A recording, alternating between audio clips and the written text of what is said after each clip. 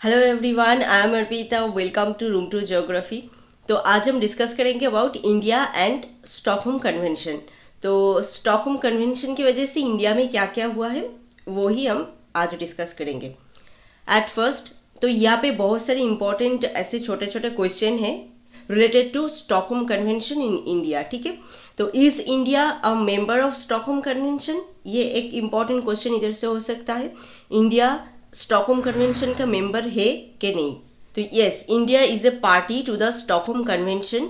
In May 14 2002 India sign the global treaty. तो India Stockholm convention में जितने सारे पार्टीज है वो हमने पिछले वीडियो में डिस्कस किया है, तो उसमें इंडिया एक है। एंड इंडिया इसको साइन किया है स्टॉकहोम कन्वेंशन को कब? 2002 मे 14 में। Ratified it on January 13 2006 and इसको रेटिफाई किया है जनवरी 13 2006 में। तो ये सभी यहाँ पे important MCQ type of question है। It came into force from April 12 2006। तो यहाँ पे कितने सारे इंपॉर्टेंट क्वेश्चन इस क्वेश्चन के अंदर ही है। जैसे is India a member of Stockholm convention, मतलब इंडिया क्या स्टॉकहोम कन्वेंशन का मेंबर है? इसका आंसर यस है। एंड कब इन्होंने साइन किया है स्टॉकहोम कन्वेंशन को? मई 14 2002। रेटिफाई किया है जनवरी 13 2006 and came into force from April 12 2006। Next क्या है? What are the implication of Stockholm convention in India? तो स्टॉकहोम कन्वेंशन का इम्प्लीकेशन क्या क्या हुआ है इंडिया में? Since India ratified the Stockholm Convention, the government of India has the responsibility to adopt the provision of the convention. तो जब से ये स्टॉकहोम कन्वेंशन को रेटिफाई किया है इंडिया, तब से ये एक रिस्पॉन्सिबिलिटी हो गया है गवर्नमेंट ऑफ इंडिया को कि इस कन्वेंशन का जो सब प्रोविजन है उसको इनको मानना ही है। ठीक है, रेटिफाई करने के बाद से। The Ministry of Environment and Forest (MOEF) is the nodal agency for the government to promulgate the new rules and regulation under the Environment Protection Act 1986. तो ministry of environment and forest ये ही main agency है government का, जो environment protection act related जो सब new regulation rules ये सब आते हैं उसको ध्यान में रखना, उसको मतलब मानना, ये सब काम करता है ये ministry of environment and forest. MOEF, Ministry of Environment and Forest, is responsible for effective implication of the legislation, monitoring, promotion of environmental education and training and creating awareness on POP in the country. तो ये MOF जो है ministry of environment and forest, इसका responsibility क्या है? Effective implication करना। ठीक है, यहाँ पे जो सब लेजिस्लेशन आया है, जो सब प्रोविजन है स्टॉकहोम कन्वेंशन रिलेटेड, उसको इफेक्ट करना रियल में, इसको मॉनिटर करना, प्रमोशन करना, environmental education and training centre ये सब बनाना एंड इसको प्रमोट करना, creating awareness on POP persistent organic pollutant related awareness create करना, ये भी एक इम्पॉर्टेंट काम जो ये करता है।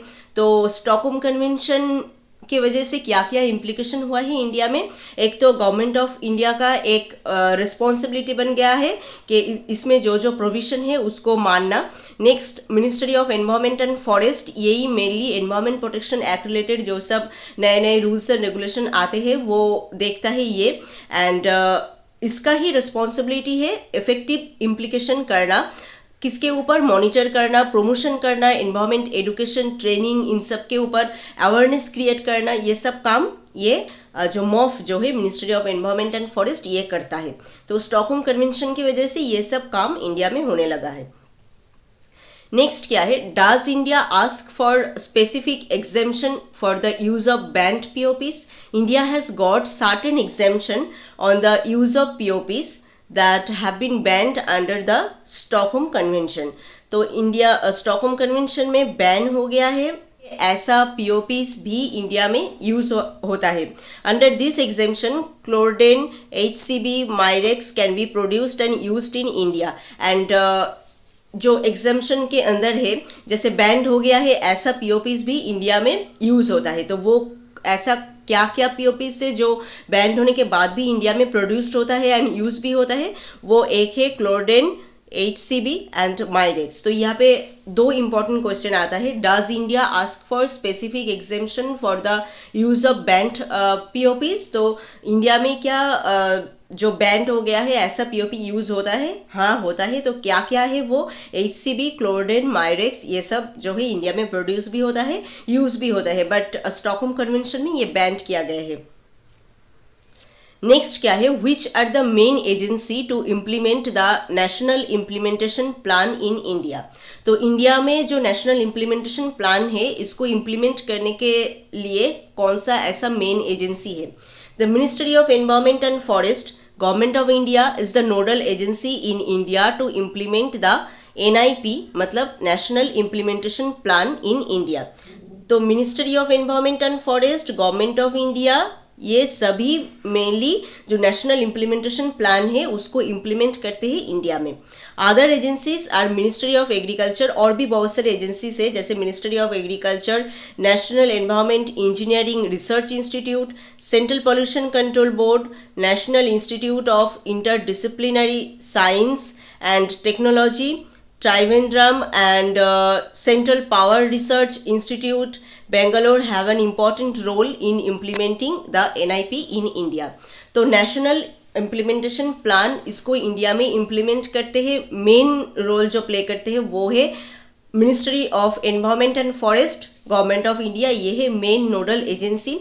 इसको छोड़ के भी और भी बहुत सारे एजेंसीज है जो हमने यहाँ पे डिस्कस किया अभी, national institute of interdisciplinary science and technology, Bangalore, ministry of agriculture, engineering research institute, central pollution control board, ये सभी नेशनल इम्प्लीमेंटेशन प्लान को इंडिया में इम्प्लीमेंट करते हैं। NGO in the country also have a crucial role in implementing it. तो NGO भी यहाँ पे इम्पॉर्टेंट रोल प्ले करता है, मतलब NGO भी ये जो नेशनल इम्प्लीमेंटेशन प्लान है इसको इम्प्लीमेंट करते हैं इंडिया में। तो कौन कौन ऐसा मेन एजेंसीज है जो नेशनल इम्प्लीमेंटेशन प्लान को इंडिया में इम्प्लीमेंट करते हैं? सबसे ज़्यादा मेन जो एजेंसी है वो है ministry of environment and forest, उसके बाद यहाँ पे और भी बहुत सारे एजेंसीज है एंड NGOs भी है इसके अंदर। नेक्स्ट क्या है, recent cabinet decision. Recently India का कैबिनेट में क्या क्या डिसीजन लिया गया है? The union cabinet has approved the ratification of 7 chemical listed under Stockholm convention. तो 7 ऐसा केमिकल को इंडिया ने बैन किया है और रेटिफाई किया है जो स्टॉकहोम कन्वेंशन के अंदर लिस्टेड है, ठीक है।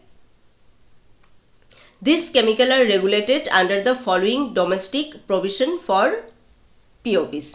तो regulation of persistent organic pollutant rules, तो यहाँ पे मेनली रूल्स क्या है? Considering its commitment towards providing a safe environment and addressing human health risk, the Ministry of Environment, Forest and Climate Change had notified the regulation of persistent organic pollutant rules in 2018 under the provision of Environment Protection Act 1986।